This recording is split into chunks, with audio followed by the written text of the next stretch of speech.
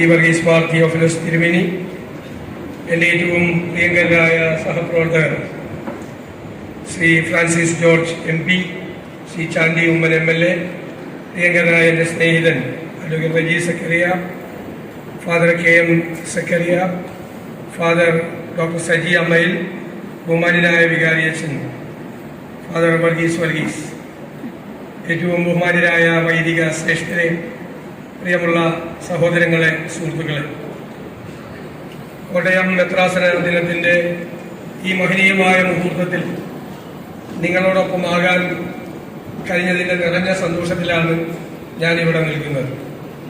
ഇന്ന് എന്നെ സംബന്ധിച്ചിടത്തോളം വളരെ പ്രത്യേകതയാർന്ന ഒരു ദിവസം കൂടി. മലങ്കര ഓർത്തഡോക്സ് സുറിയാനി സഭയുടെ 3 പള്ളികളിലാണ് ഇന്ന് എനിക്ക് പരിപാടിയുള്ളത്. അപൂർവമായി മാത്രം ഒരാൾക്ക് ലഭിക്കുന്ന കാര്യമാണ്. രാവിലെ കൊച്ചി ഭദ്രാസനത്തിന് കീഴിലുള്ള എൻ്റെ നിയോജക മണ്ഡലത്തിൻ്റെ അപ്പുറത്ത് വൈപ്പിനിലുള്ള അയ്യമ്പള്ളിയിൽ അവിടെ പള്ളിയിൽ പണിത ഒരു പുതിയ മനോഹരമായ ഓഡിറ്റോറിയത്തിൻ്റെ ഉദ്ഘാടനം ചെയ്യാൻ ഏൽപ്പിച്ചത് എന്നെയായിരുന്നു. രാവിലെ അത് കഴിഞ്ഞാണ് ഞാൻ 2ാമത്തെ പരിപാടി ഇവിടേക്ക് വന്നത്. 3ാമത്തെ പരിപാടി നെടുമാവിലെ ഓർത്തഡോക്സ് പള്ളിയുടെ സെന്റിനറി സെലിബ്രേഷൻ നടക്കുന്നതിനോട് അനുബന്ധിച്ചുള്ളൊരു സമ്മേളനത്തിൽ പങ്കെടുക്കാനാണ്. ഈ 3 പരിപാടിയിൽ പങ്കെടുക്കുന്നതിൻ്റെ ഗമയിലാണ് സത്യത്തിൽ ഞാനിവിടെ നിൽക്കുന്നത്. ഇവിടെ കഴിഞ്ഞ 148 വർഷങ്ങൾ കഴിഞ്ഞു പോവുകയാണ്.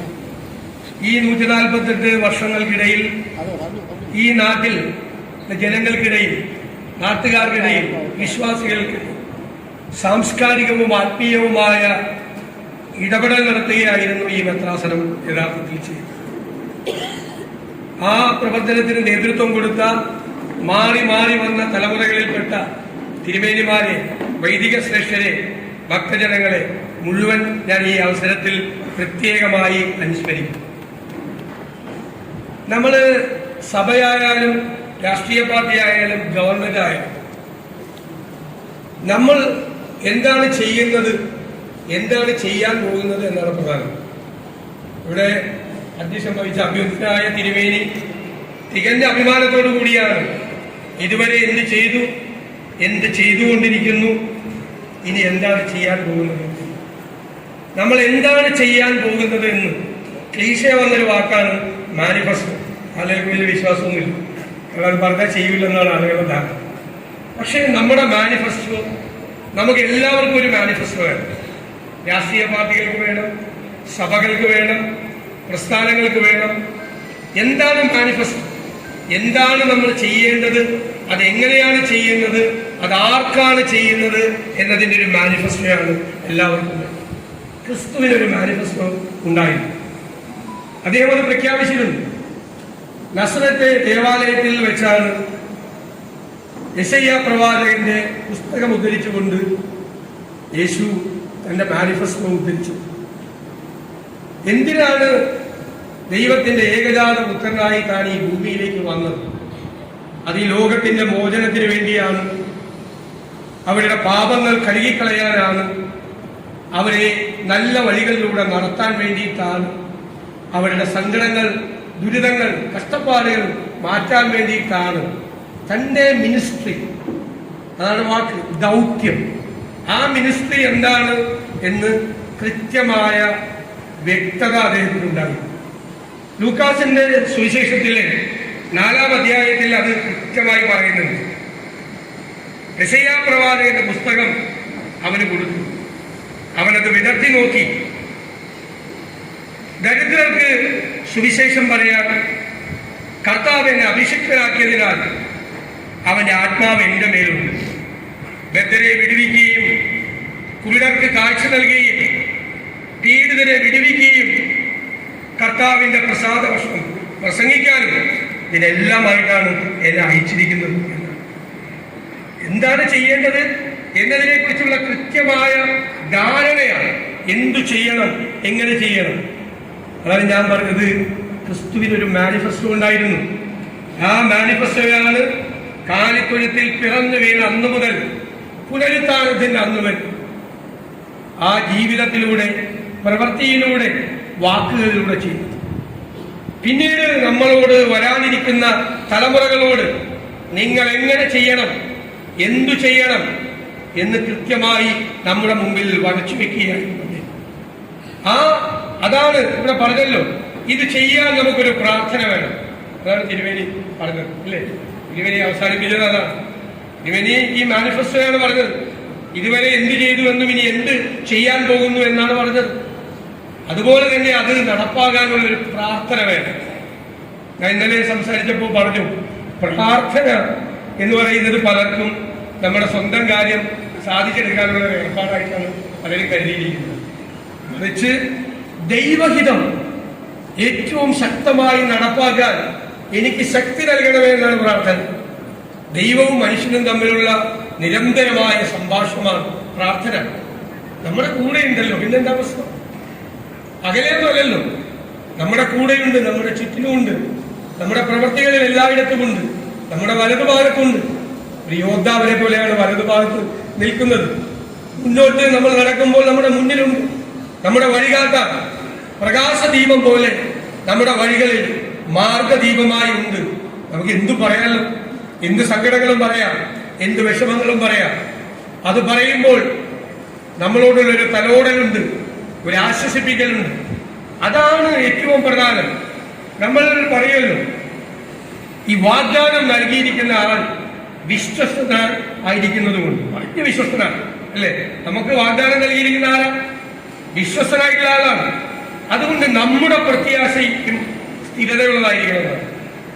നമ്മുടെ ഹോപ്പുണ്ടല്ല, നമ്മുടെ പ്രതീക്ഷ, നമ്മളെല്ലാം മുന്നോട്ട് നടത്തിക്കൊണ്ടുപോകുന്നത് എന്താണ്? യഥാർത്ഥത്തിൽ ഈ പ്രത്യാശയും പ്രതീക്ഷയുമാണ്. നമ്മൾ പ്രതിസന്ധികൾ ഉണ്ടാവും, സുഖദുഃഖ സമ്മിശ്രമാണ് ജീവിതം. തളർന്നു പോയാൽ, പിന്തിരിഞ്ഞോടിയാൽ, വീണുപോയാൽ വീഴാൻ പാടില്ല, തളരാൻ പാടില്ല, പിന്തിരിഞ്ഞോടാൻ പാടില്ല. പ്രതിസന്ധികളെ മറികടക്കാൻ ഉള്ള ആത്മവിശ്വാസവും പിൻബലവുമാണ്. കാരണം നമുക്ക് വാഗ്ദാനം തന്നിരിക്കുന്ന വിശ്വസ്തനായ ആളാണ് നമ്മുടെ കൂടെയുള്ളത്. അപ്പൊ നമ്മുടെ വിശ്വസ്തനായ ആൾ നമ്മുടെ കൂടെയുള്ളപ്പോൾ നമ്മുടെ പ്രത്യാശയും സ്ഥിരതയുള്ളതായിരിക്കണം. ആർക്ക് വേണ്ടിയിട്ടാണ് നമ്മൾ പ്രവർത്തിക്കേണ്ടത്? ഞാനൊരു പൊതുപ്രവർത്തകൻ എന്നുള്ള നിലയിൽ നേരത്തെ പറഞ്ഞതുപോലെ ദൈവഹിതം നന്നായി നടപ്പാക്കാൻ വേണ്ടി എനിക്ക് ശക്തി തരണമേ എന്നാണ് ഞാൻ പ്രാർത്ഥിക്കുന്നത്. ആരാണ് സങ്കടപ്പെടുന്നത്? ആരാണ് വിഷമിക്കുന്നത്? ആരുടെ കണ്ണിലാണ് കണ്ണുനീരുള്ളത്? ആ കണ്ണുനീര് തുടയ്ക്കാൻ, അവന്റെ സങ്കടം മാറ്റാൻ, അവന്റെ പ്രയാസം മാറ്റാൻ, അവന്റെ ജീവിത നിലവാരം ഉയർത്താൻ നമ്മൾ ചെയ്യുന്ന തീക്ഷ്ണമായ യത്നത്തിന്റെ പേരാണ്, അതാണ് വിശ്വാസം, അതാണ് നമ്മുടെ പ്രവൃത്തി, അതാണ് ക്രൈസ്തവ ദർശനം യഥാർത്ഥത്തിൽ. അത് മത്തായിയുടെ സുവിശേഷത്തിലെ 25-ാം അധ്യായത്തിൽ പറയുന്നുണ്ട്. ആർക്ക് വേണ്ടിയിട്ടാണ്? എന്റെ കൂടെയുള്ള ഏറ്റവും ചെറിയവരിൽപ്പെട്ട ഒരാൾക്ക് നിങ്ങൾ ചെയ്തിടത്തോളം കാര്യങ്ങൾ അത് എനിക്ക് വേണ്ടി കൂടിയാണ് എന്ന് കരുതി അരുളി ചെയ്യുന്ന, നിങ്ങൾ ഏറ്റവും പാവപ്പെട്ടവന്, ഏറ്റവും ചെറിയവന്, ഏറ്റവും സങ്കടപ്പെടുന്നവന് നിങ്ങൾ ചെയ്തതെല്ലാം എനിക്ക് വേണ്ടിയിട്ടാണ് ചെയ്തത് എന്ന് ഞാൻ വിചാരിക്കുന്ന, ധനികരുടെ പണസഞ്ചികൾ നിറയ്ക്കാൻ വേണ്ടിയിട്ടല്ല ക്രിസ്തു പറഞ്ഞത്, ആണോ? പാവപ്പെട്ടവനെ സഹായിക്കാനാണ് പറഞ്ഞത്, അവനെ കണ്ണീരൊപ്പാനാണ് പറഞ്ഞത്, അവനെ ചേർത്ത് നിർത്താൻ ആണ് പറഞ്ഞത്. ഇതിനേക്കാൾ വലിയൊരു സന്ദേശം എന്താണ്? ഇതല്ലേ ഒരുപാട് കാര്യങ്ങൾ ചെയ്യാൻ നമുക്ക് ധൈര്യം ഉണ്ടാക്കുന്നത്. നമ്മുടെ ആ വിശ്വാസവും അത് നൽകുന്ന പിൻബലവുമാണ് നമുക്ക് കരുത്തു പകരുന്നത്. ഇവിടെ ഭദ്രാസനത്തിന്റെ ദീർഘമായ പരിപാടികൾ പറഞ്ഞു, പരിമിതമായ സാമ്പത്തിക പ്രയാസത്തിൽ നിന്നുകൊണ്ടാണെങ്കിലും എല്ലാ വിഭാഗം സങ്കടപ്പെടുന്നവരെയും സഹായിക്കാൻ വേണ്ടിയിട്ടുള്ള പദ്ധതികൾ പ്രഖ്യാപിക്കുമ്പോൾ അക്ഷരാർത്ഥത്തിൽ ഈ മെത്രാസനം ചെയ്യുന്നത് മത്തായിയുടെ സുവിശേഷത്തിൽ പറഞ്ഞതുപോലെ എന്റെ കൂട്ടത്തിലെ ഏറ്റവും ചെറിയവരെ ആണ് നിങ്ങൾ സഹായിക്കുന്നത്, അതിലൂടെ ആ വലിയവരെയാണ് നിങ്ങൾ സഹായിക്കുന്നത് എന്ന വാക്കുകൾ നിങ്ങൾ അക്ഷരാർത്ഥത്തിൽ പ്രാവർത്തികമാക്കുകയാണ് എന്ന് മാത്രം ഞാൻ വിനയപൂർവ്വം സൂചിപ്പിക്കുന്നു. ഈ മെത്രാസന ദിനത്തിൽ നിങ്ങളോടൊപ്പം വന്ന് ഈ ഒരു പ്രധാനപ്പെട്ട മുഹൂർത്തത്തിൽ നിങ്ങളോടൊപ്പം ആയിരിക്കാൻ കഴിഞ്ഞതിന്റെ അഭിമാനത്തോടു കൂടിയാണ് ഞാൻ ഇവിടെ നിന്ന് പോകുന്നത്. ഒരു വാക്ക് എന്നോട് ചോദിച്ചു, നീതിയുടെ കൂടെ നിൽക്കുമോ? ഞാൻ ഇത്രയും പറഞ്ഞതിൽ അതിലെല്ലാം അടങ്ങിയിട്ടുണ്ട്. നീതിയുടെ കൂടെ അല്ലാതെ വിശ്വാസിയായ ഒരാൾക്ക് എവിടെ നിൽക്കാൻ പറ്റും? താൽക്കാലിക ലാഭങ്ങൾക്ക് വേണ്ടി അല്ലെങ്കിൽ സ്ഥാനമാനങ്ങൾക്ക് വേണ്ടി നീതിയുടെ വഴി ഒരിക്കലും ഉപേക്ഷിക്കില്ല. ആ നീതിയുടെ വഴിയെ നടന്ന ഒരാൾ ഉറങ്ങുന്ന മണ്ണിൽ നിന്നുകൊണ്ടാണ് ഞാൻ ഈ പറഞ്ഞത്.